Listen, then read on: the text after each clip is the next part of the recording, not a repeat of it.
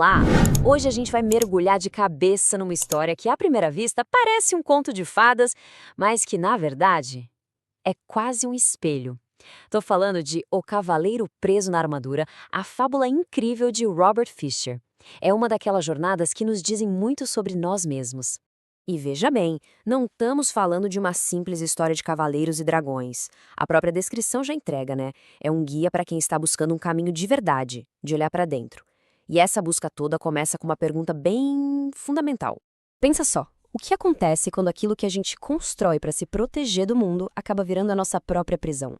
É exatamente isso que vamos explorar. Como essa casca, seja ela literal ou, mais importante, metafórica, pode acabar nos isolando de tudo aquilo que realmente importa. Então vamos conhecer o nosso protagonista, um cavaleiro que se via como o suprassumo da bondade. Ele lutava, resgatava donzelas, sempre dentro da sua armadura reluzente. O problema? O problema é que ele se apaixonou tanto por essa imagem que, simplesmente, nunca mais tirou a armadura. Para todo mundo ele era um herói. A armadura era um símbolo de glória. Mas dentro de casa, essa mesma armadura criava um verdadeiro abismo. A esposa de Juliette e o filho Christopher já nem se lembravam mais do rosto por trás do metal.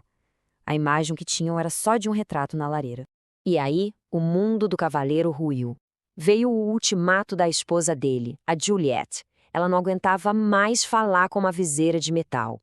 Esse confronto obriga o cavaleiro a encarar uma verdade que ele sempre ignorou. A sua armadura tinha se tornado uma prisão. A primeira tentativa dele, claro, é usar a força bruta. Ele vai até o ferreiro mais forte do reino, mas nem a martelada mais potente consegue fazer um arranhão no aço. E aí fica bem claro, e de um jeito doloroso, a solução para esse problema não vem de fora. A força não adianta nada contra uma prisão que é interna. Derrotado, prestes a perder a família, o cavaleiro abandona tudo.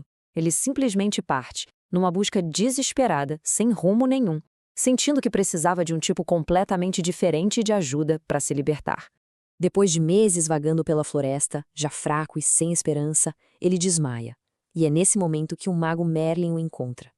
Mas Merlin não oferece uma poção mágica, não. Ele oferece algo muito mais desafiador, um caminho para a verdade interior. Merlin mostra a ele o caminho da verdade. Uma trilha bem difícil, que sobe uma montanha e passa por 3 castelos. O do silêncio, o do conhecimento e o da vontade e ousadia. Os inimigos que ele vai enfrentar agora não estão mais do lado de fora. A batalha, a partir daqui, é interno. E o primeiro grande desafio é o Castelo do Silêncio. Lá dentro, não tem batalha, não tem donzela para salvar, não tem distração. O cavaleiro é forçado a confrontar o inimigo que ele sempre evitou. Ele mesmo, em silêncio absoluto. Naquele silêncio ensurdecedor, o cavaleiro se dá conta de que ele sempre usou a fala para fugir da solidão. E quando ele finalmente se cala, ele começa a escutar. A escutadora da Juliette que ele sempre ignorou. E pela primeira vez, ele escuta uma voz que vem de dentro dele. O seu eu verdadeiro, que ele apelida de Sam. E aí acontece a grande revelação. Ao sentir de verdade a dor da esposa e chorar com sinceridade, o metal do capacete dele começa a enferrujar e a quebrar.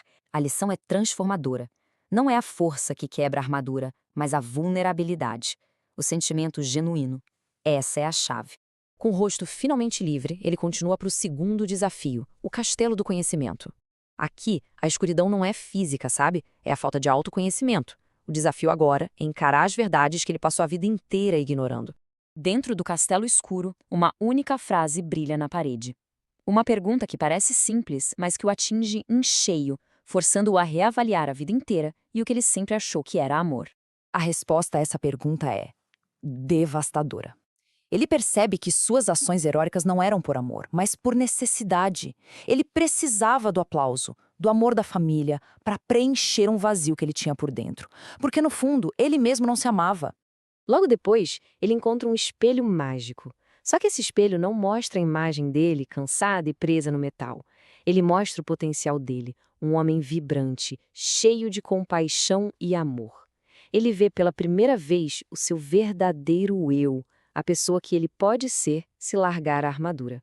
Depois de atravessar os castelos do silêncio e do conhecimento e de finalmente encarar os próprios medos no último castelo ou da vontade e ousadia, a jornada do cavaleiro chega ao seu ponto mais alto. Cada passo naquela trilha foi, na verdade, um mergulho profundo no seu mundo interior.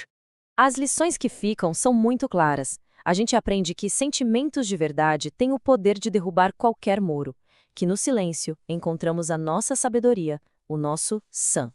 E a mais importante de todas, para amar os outros de verdade, é preciso primeiro se aceitar e se amar, não por necessidade, mas por reconhecer o próprio valor. A fábula do cavaleiro é, no fundo, a nossa própria história. As nossas armaduras hoje não são de aço, mas são feitas de medo, de orgulho, da busca por aprovação, daquela persona que a gente cria para o mundo. A pergunta que fica é: qual é a armadura que nos prende? E mais importante, temos a coragem de começar a jornada para nos libertar dela?